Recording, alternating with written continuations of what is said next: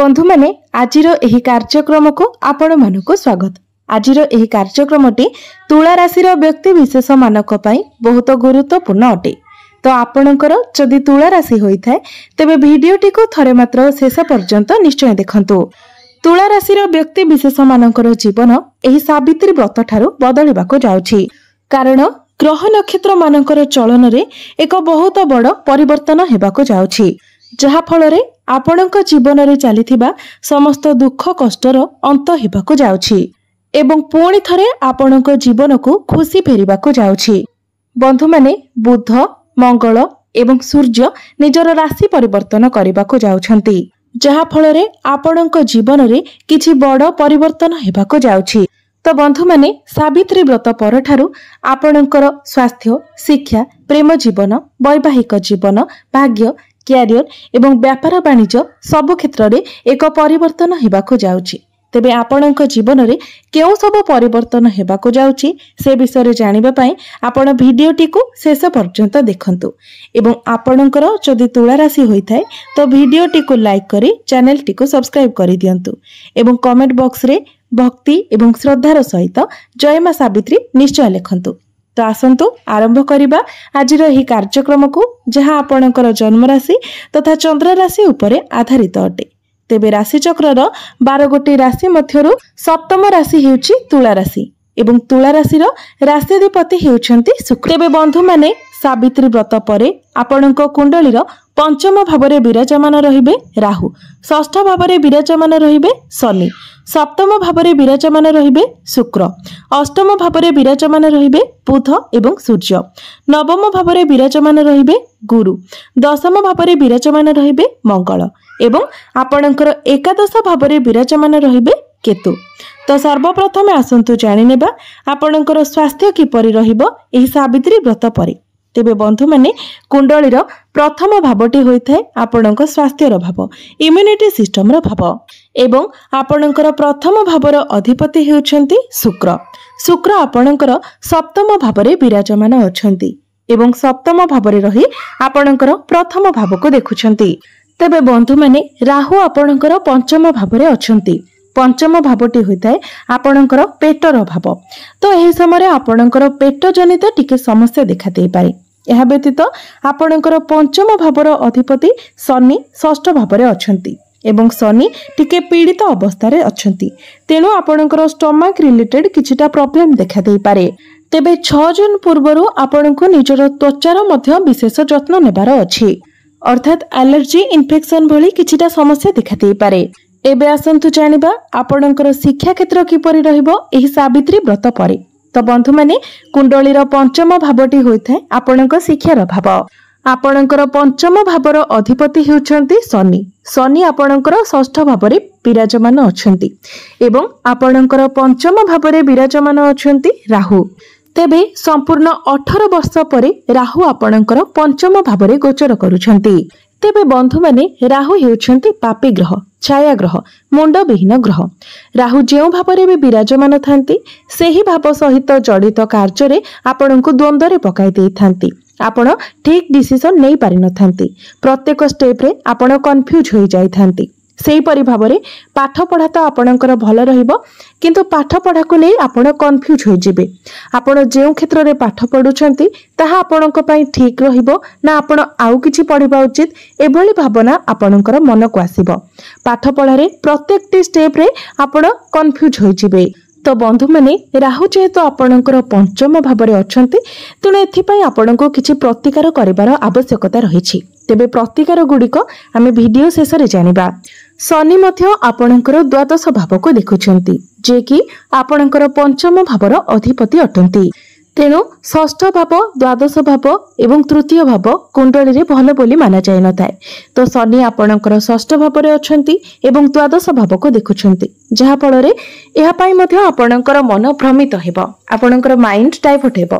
तेणु आपण जेते पारिबे पाठ पढ़ारे निजको निजे फोकस करबा पई चेष्टा करंतु, निजको आपण स्टेबल रखिबा पई चेष्टा करंतु, कारण ग्रह मानकर स्थिति एवं अवस्थिति सेतेटा आपणकर पाठ पढ़ा पई सपोर्टिव रहु नाही।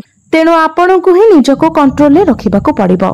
एबे आसंतु जानिबा आपणकर प्रेम जीवन किपरि रहिबो एही सावित्री व्रत परे। तो बंधु माने कुंडलीर पंचम भावटी आपणकर शिक्षार भाव हेबा सहित पंचम भावटी मध्य होइଥାଏ आपणक प्रेम जीवनर भाव। तो आपणक पंचम भावर अधिपति हेउचंती शनि। शनि आपणकर षष्ठ भावरे विराजमान अछंती एवं आपणकर प्रथम भावर अधिपति शुक्र आपणकर सप्तम भावरे विराजमान अछंती। तो बंधु माने आपणको किछि कथार ध्यान रखिबार अछि जे आपणको निज जिद उपरे कंट्रोल रखिबार अछि। आपणक मध्यरे क्रोध अधिक आसीबो, क्रोध उपरे मध्य आपणको नियंत्रण रखिबार अछि कारण मंगलंकर दृष्टि आपणकर प्रथम भाव उपरे रहुछि। विशेष करी 7 जून पूर्वरु आपणको आपणकर क्रोध आपणकर एग्रेशन उपरे कंट्रोल करिबार अछि। जेमिति छोट छोट कथा को लेकिन आपणक मध्यरे आर्गुमेंट न हुए सेथि प्रति मध्य आपणको ध्यान रखिबार अछि।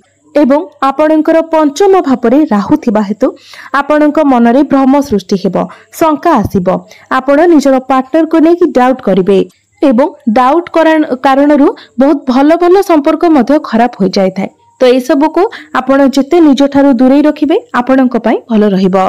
एबे आसंतु जानिबा आपणकर वैवाहिक जीवन किपरि रहिबो एही सावित्री व्रत परे। तो बंधु माने कुंडलीर सप्तम भावटी होइଥାଏ आपणक वैवाहिक जीवनर भाव, आपणक जीवन साथीर भाव।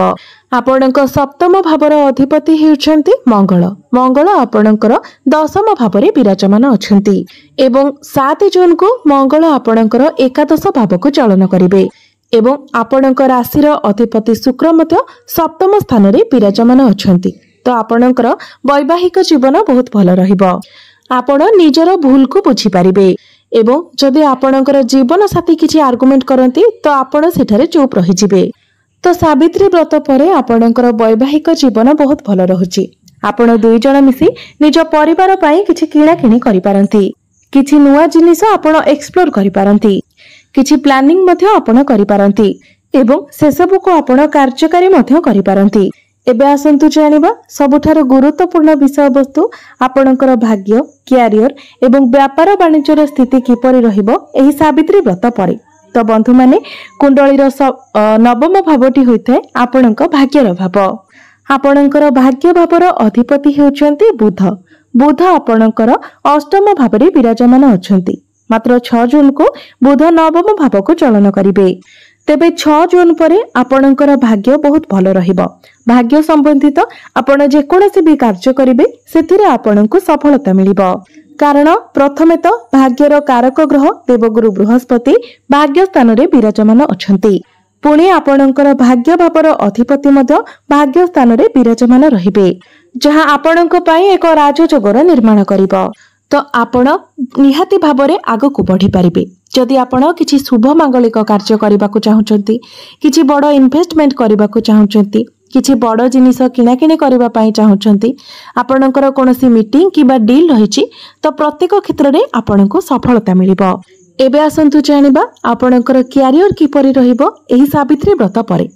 तो आपणकर दशम भावटी होइଥାଏ आपणक क्यारियर भाव। आपणक दशम भावर अधिपति हेउछंती चंद्रमा, जे प्रत्येक 2 दिन रे निजर राशि परिवर्तन करिथांती। तेबे आपणक दशम भावरे विराजमान अछंती मंगल एवं 7 जून को मंगल आपणकर एकादश भाव को चली जिबे। तेबे क्यारियर आपणकर सावित्री व्रत परे बहुत भल रहिबो। क्यारियर रे आपण सैटिस्फाइड हेबे। आपणकर जदि किछि टार्गेट बेस काम रहिछि तो टार्गेट आपणकर कंप्लीट होई जिवो। आपणकर काम बहुत भल रहिबो। सावित्री व्रत परे आपण निजर कार्य क्षेत्र रे बहुत पॉजिटिव चेंजेस देखिबाकू पाइबे। आपणकर काम बहुत भल हेबाकू लागिबो। आपणकर टार्गेट कंप्लीट होई जिवो। आपणकर क्यारियर रे जहाँ भी किछि प्रॉब्लम्स थिला से सब दूर होई जिवो। केवल आपणको आपणक क्रोध उपरे नियंत्रण रखिबार अछि। विशेष करी 7 जून पूर्वरु 6-7 जून पूर्वरु आपणको ए सब कथार ध्यान रखिबार अछि। एवं जदि आपणक निकटरे कोनोसी चाकरी बाकरी नाही तो 7 जून परे आपणको चाकरी मिलिबार मध्ये बहुत अधिक संभावना रहुछि। तेणु आपण निजर चेष्टा जारी रखंतु। एवं बिजनेस कथा जदि कहिबा तो बिजनेस मध्ये आपणकर सावित्री व्रत परे बहुत भल रहिबो। बिजनेस रे आपणकर प्रॉफिट हेबो।